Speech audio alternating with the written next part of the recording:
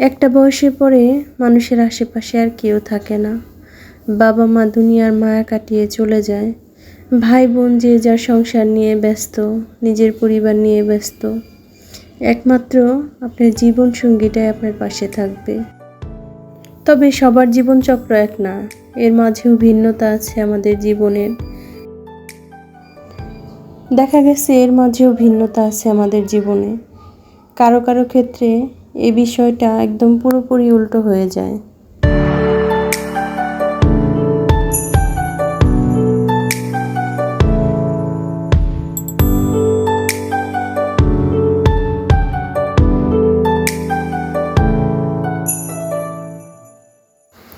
আসসালামু আলাইকুম এভরিওয়ান, সবাই কেমন আছেন? আশা করি সবাই অনেক ভালো আছেন। বাইরে ঝুম বৃষ্টি হচ্ছে, সকাল থেকে মুষলধারে বৃষ্টি। আসলে গতকালকে থেকে বৃষ্টিটা শুরু হয়েছে। বাইরের ওয়েদার যেহেতু বৃষ্টিময়, তাই জন্য ভাবলাম খিচুড়ি রান্না করি।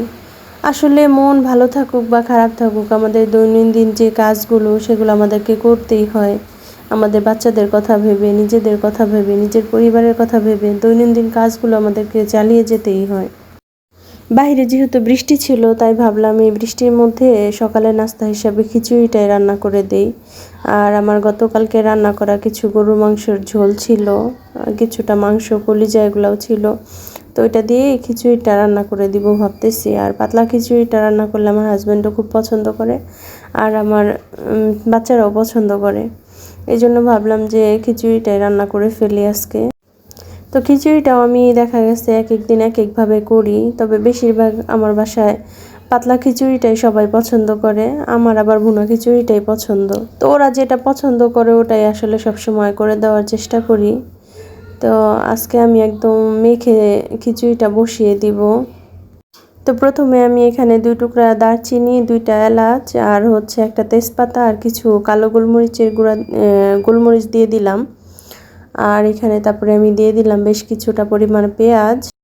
যেহেতু আমি এখানে গরু মাংসের ঝোলটা দিব খিচুড়ির মধ্যে, এই জন্য মশলা আমি খুবই কম দিচ্ছি। এখানে 1 চামচেরও কম মরিচের গুঁড়া, 1 চামচের কম হলুদের গুঁড়া দিয়েছি, আর সামান্য একটু ধনিয়া গুঁড়া দিয়েছি। দিয়ে এখানে আমি কিছুটা পরিমাণ লবণ দিয়ে দিলাম আন্দাজ মতো, একটু চামচটা উঁচা করেই। তারপরে আমি এখানে দিয়ে দিলাম সরিষার তেল। আমি এখানে লাস্টে ঘি ইউজ করব দেখা প্রথমে একটু তেলটা কমই দিছি। তারপর আমি দিয়ে দিলাম এখানে আদা রসুন বাটা। আদা রসুন বাটার পরিমাণও খুবই কম দিছি, একদম অনেক বেশি দেইনি।